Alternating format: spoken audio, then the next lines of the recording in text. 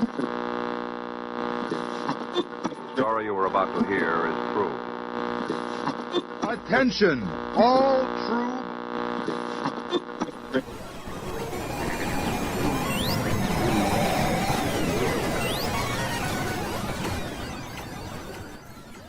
She's alive!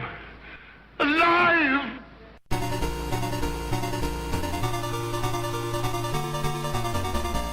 Welcome to the Retroist. In the 1980s, for some reason, and I have no idea why, my family would go to the mall every weekend. Didn't matter what was going on, if there were sales, I have no idea what they did. We would drive up to the mall, fight traffic, and park in our favorite lot, go in. We would split up. I would go to the arcade, the toy store, the bookstore, and my family would go and do their shopping. I didn't realize how lucky I was that I got to do this until all my friends wanted to start coming to the mall with my family. So every time my family was planning a mall trip, I'd pick up one or two of my friends, we'd all get in the back seat, everybody'd cram in and we'd drive up together. My family would do their shopping, we'd go do our thing, we'd all meet for lunch, then we'd go home. This went on for at least 2-3 years. It was a great time. Had some of the best memories with my friends up there. Then some behavior changes started. We would go up to the mall, and my friends had started doing things like smoke. I didn't take up smoking. So instead of playing video games, they would just spend their money on cigarettes and then would just chain smoke in the corner of the arcade. Yes, you could smoke in arcades in those days. And I know they really loved the freedom because they were away from their families, nobody could say boo about them. If they smelled like smoke, well, that's because the arcade was smoky. This would go on for at least another year. It got to the point where we were really going on a separate trip up there. And I would always call them to come, but basically when we got up there, they'd hang out with their arcade friends, not playing video games, and I would just spend all my money on video games, which they would kind of tease me for.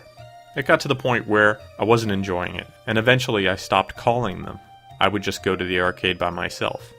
Whenever I would see other kids up there smoking and not playing video games, I would be reminded of the friends that I had who weren't with me anymore, so it was a bit bittersweet. Arcade memories are a great thing, but they're especially good when you had friends to share them with. On today's show, we're going to talk about a game that I played at that arcade quite often, Battlezone. It was a game that, even if you haven't played it, when I describe it, you're probably going to know what it is.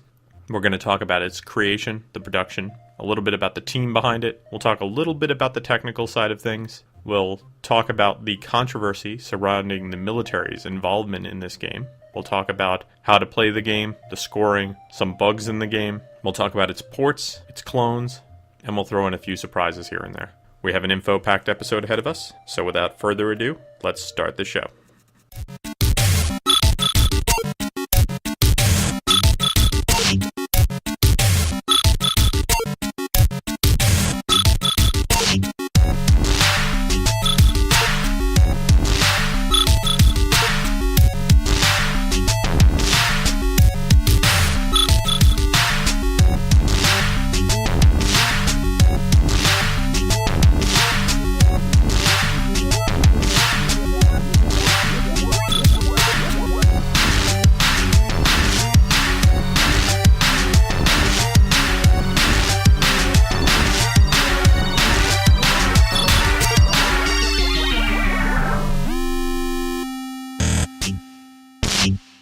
Battlezone was an arcade game released in 1980. It uses vector graphics rather than raster graphics. If you want more information about vector graphics versus raster graphics, I suggest you check out the Asteroids podcast that I had done many, many moons ago. I think it gives a pretty decent overview of the difference. The game is black and white on a vector monitor and uses color overlays to give the game a little bit more depth. It was a very popular game, and we'll start off talking a little bit about the production of the game. The idea of doing a tank simulator was brought to the fore at Atari and championed by Morgan Hoff, who was the project lead for Battlezone.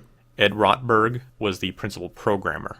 According to Rotberg, Hoff championed the idea and put together a team to implement the idea.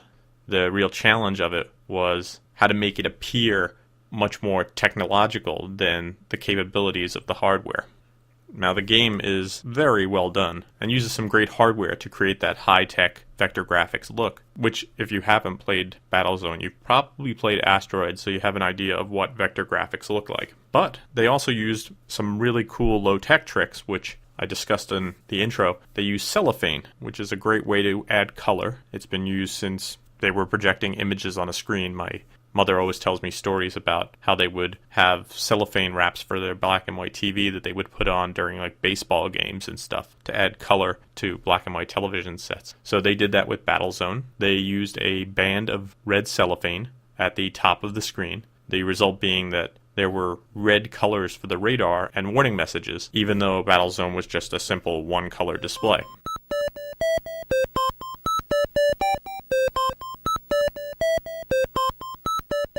Before getting the name Battlezone, which is a great generic name, it had two other equally generic names for the prototypes, Future Tank and Moon Tank. At the same time, Ed Rotberg was working on Battlezone. He was working on another vector graphic game, Red Baron, and they actually started development at the same time. But Rotberg did not use a structured approach to development, and while he might have gotten Red Baron working first, it would be Battlezone that would make it to market first.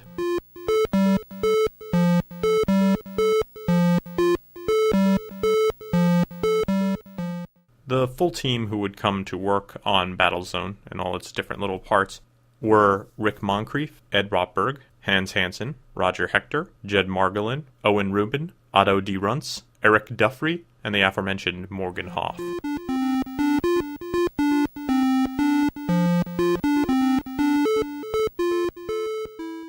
If you haven't seen Battlezone in the arcade, the cabinet is quite striking in that you have two joysticks that you use to control it, and then there is actually a place with viewing goggles that you put your eyes into. So it kind of resembles a virtual reality, an immersive thing, since you're plugging your eyes right into it. So some people consider it one of the first virtual reality arcade games. Because the game would also feed into an army simulator, and we'll talk a little bit about that later, it is the grandfather of one of the first VR training devices that the US Army would use. The game that you typically saw in the arcade was stand-up, but they also developed a cocktail version of Battlezone as a prototype.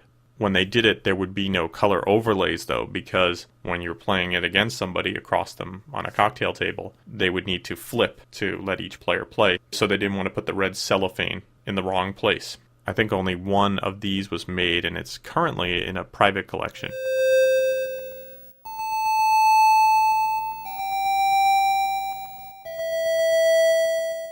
So a little bit about Ed Rotberg. He worked at Atari from 1981 to 1986, and then would move to Nolan Bushnell's coin-op company Sente. Bushnell, if you didn't know, was Atari's founder, and then moved on. Rotberg would later go on to work for Apple Computer and 3DO. When stuff about Battlezone comes up, Rotberg's usually the guy they interview about it, since he was the designer. So he tells the story about a group of consultants for the Army, retired generals, who came in to talk to Atari about turning Battlezone into a simulator for the new infantry fighting vehicle. This would actually happen using the Battlezone system, although the simulator would be slightly different from the final game, a little bit more complicated. Interestingly, Rotberg hated the idea of the whole thing. Because he was a programmer, engineer, the military complex was hiring a lot of contractors at that point, so any of the engineers at Atari could have easily gotten a job working for the military, but they had consciously chose not to work for the military. So he thought that bringing the military and government jobs into Atari went against what a lot of the people at Atari were feeling at the time. He says that even at one meeting he got into a shouting match with the head of the division at the time because he felt so passionate against it. Of course, in the end, money, I imagine, won out, and a version of Battlezone called the Bradley Trainer, sometimes called Army Battlezone or Military Battlezone, was eventually finished for the Army and used by the Army to train gunners on the Bradley fighting vehicle. Only two versions of this game were produced. One was delivered to the Army and was lost, and nobody knows where that went. Maybe it's out there somewhere. And the other is in the private collection of Scott Evans, who found it in a dumpster in the parking lot of Midway Games. The yoke in the game, the gunner's yoke, was based on the yoke in the Bradley fighting vehicle controls, and that would later be used in another game that was quite popular, Star Wars. The Bradley Trainer has a lot more going on. In addition to the normal things that you see in Battlezone, it features helicopters, machine guns, missiles, but the tank itself doesn't move. Instead, the gun simply rotates. It's meant to train you to shoot, not to control the fighting vehicle. There's something you don't know about Atari video games. Are you kidding? He knows everything. Everything? He's the best at Reserve, sensational at Star Raiders, and he scores at least 1 million in Defender. At least. But do you know you can get an Atari video game cartridge free? Buy 2 of these great hits, and Atari will send you any one of these great games free. He didn't know that. Yes, I did. No, you didn't. Yes, I did. No, you didn't. No, I didn't. Buy 2 now. Get 1 free.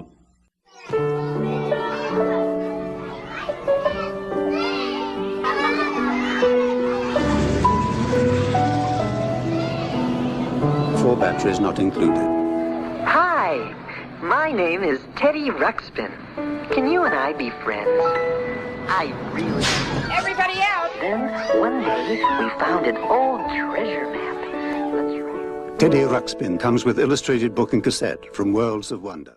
And now, back to Saturday's Supercade.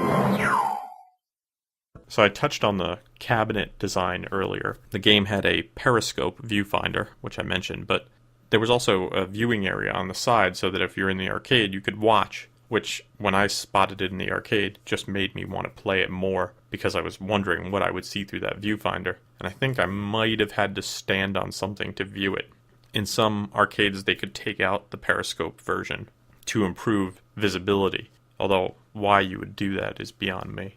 They made a smaller cabinet version, cabaret cabinet as it's known in the arcade biz, where the screen was angled upwards and had no periscope. They also had that cocktail table version as a prototype, but none of those were ever produced for sale. The controls were 2 joysticks, left and right, which could only move in the Y-axis, each controlling a tread on that side of the tank. One joystick had a button on top to fire projectiles at enemy targets. Gameplay in the game is set on a mountainous horizon, featuring a memorable erupting volcano. That volcano in the background was created by Owen Rubin, and there's a good story behind that. Rubin and Rotberg were sharing office space at the time, and Rubin kept pestering Rotberg, saying that he should make the volcano do something. Rotberg said finally, well, you're a programmer. If you want that volcano active, you write the code and I'll put it in. Rotberg went home that day. He came in the next day, and there on his desk was a chunk of code describing the motions of rocks and everything. There is honor among engineers, and Rotberg put the code into the game, and we have a wonderful erupting volcano in the background.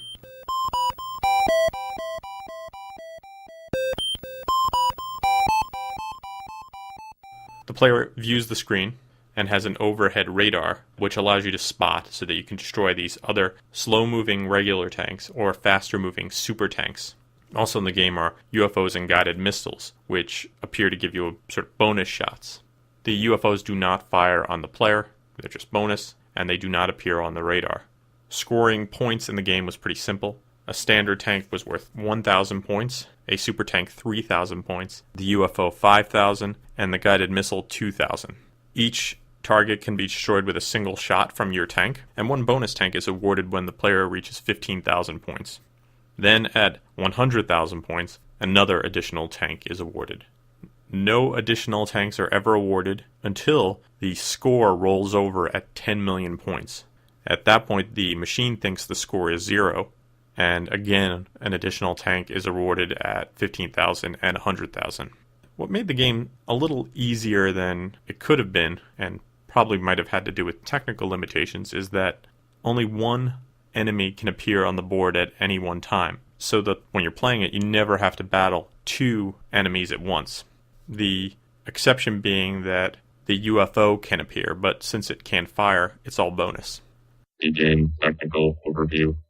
The main CPU is an M6502 at 1.512 MHz. The sound chips are a Pokey working at 1.512 MHz and another custom chip at 1.512 MHz. Screen orientation is horizontal. Video resolution is 256 by 231 pixels. And technical overview. Of course, any good game has its bugs, or at least bug rumors. there's a bug in some machines which caused high scores in the 7 digits to be posted after a player would put their initials into the game. Yes, like all good games, it had a high score area. Speaking of high score screens, the music that you hear right before the initial prompt, this piece of music,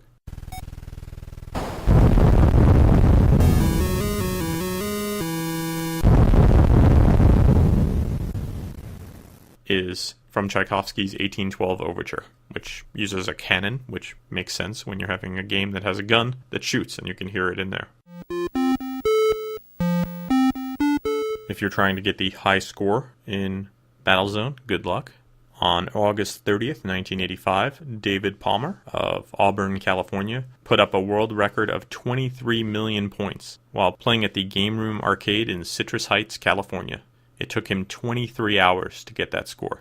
And at the end, he quit with 4 tanks still left, so he could have had a lot more. Palmer seems to really have a talent for these type of games. He also holds records in other first-person simulator-type games. The Red Baron, which I talked about earlier, Star Wars, The Empire Strikes Back, Firefox, Star Rider, and others. For more information about record holders, I suggest you check out Twin Galaxies. Always very interesting to see what's doing over there in terms of classic gaming nowadays.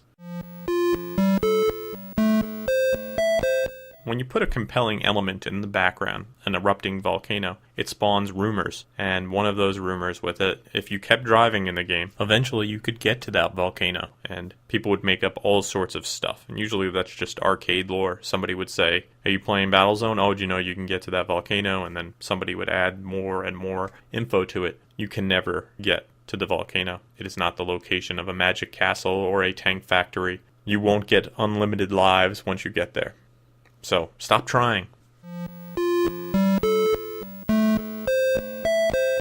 Battlezone has been ported to many consoles over the years, including the Atari 2600, the Atari Lynx, the Nintendo Game Boy, the Sony PlayStation, the Super Famicom, the Sega Saturn, the Sega Dreamcast, the GBA, the PlayStation 2, the Xbox, and the Xbox 360.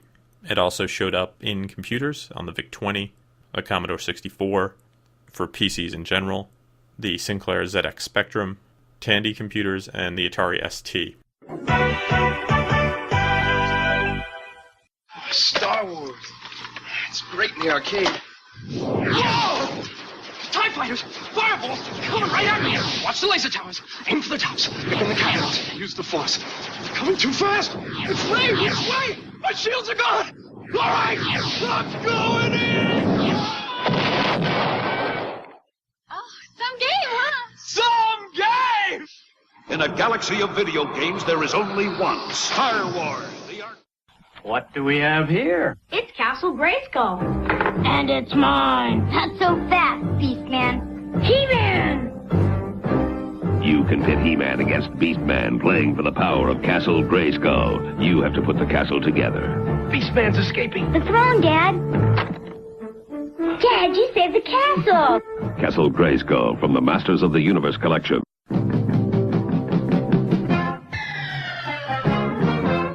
Of course, when you got a great game, there's bound to be some clones. Some of the more successful clones are Stellar 7, Arctic Fox, Robot Tank, which was released by Activision in '83, which was reviewed on Games.Retroist, 3D Tank Zone, 3D Tank Duel, you always got to put that 3D word in everything, Rommel 3D, Spectre, and Tank Hunter, amongst many other unnamed clones out there.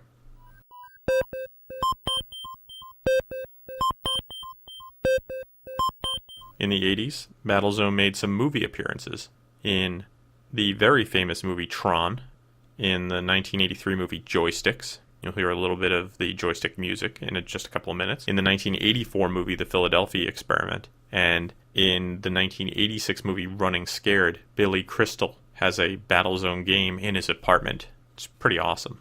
In '82, Atari released a set of 12 collector's pins for video games, and in addition to such classics as Missile Command and Centipede, there was a Battlezone pin, so it shows you the company that Battlezone was in. Battlezone is an amazing game, and one of those games that showed you a glimpse of what games we would be playing in the future, 3D shooters. What I find really interesting is the military tie-in, because now whenever I think about it or see the game, I picture Ed Rotberg in a meeting railing against the military complex and then being captured by the military and forced to make the game, and then escaping the military's clutches with this intelligent chimpanzee, and then moving to an island off the coast of Seattle and making this futuristic world. Now, maybe I've watched too many movies, but that's how I see it, and that's how I want to see it. Battlezone is a great game. If you ever get to play it in a classic arcade, please do. And if you have the opportunity to emulate it, give it a try. I think you will appreciate the technology and enjoy the gameplay.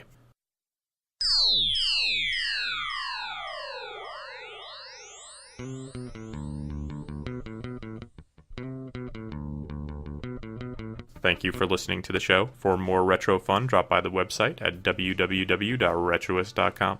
You can follow me on Facebook and Twitter. I'm at facebook.com/retroist and twitter.com/retroist. If you like classic video games, we have a classic video game review section of the site called games.retroist. You can get to games.retroist.com at games.retroist.com. See how convenient that is? The music you are hearing behind this is by the LS Dudes. They do really fun rock and roll type music, and this is a cover of the theme to the movie Joysticks. A fun movie. You should really see it. The audio samples used in the podcast were provided by 8-Bit Weapon. If you like 8-Bit music, check out 8-Bit Weapon at 8bitweapon.com. The other music you hear in the show is by Peachy. If you have musical needs, why not email Peachy at peachy@retroist.com.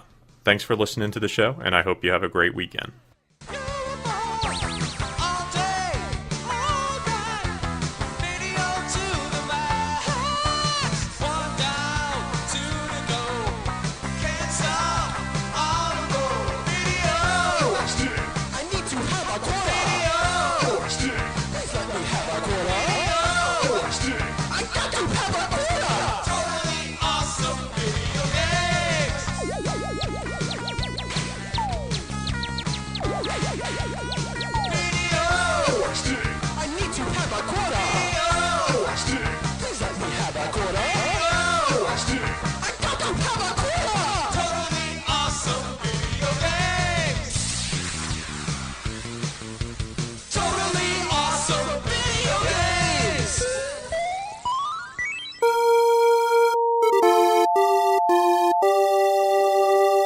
You think you could take my code? You think you could turn this into a weapon? I'll show you how to make a weapon. Come on, Mr. Bubbles. Let's go. This has been a Retroist production. Goodbye.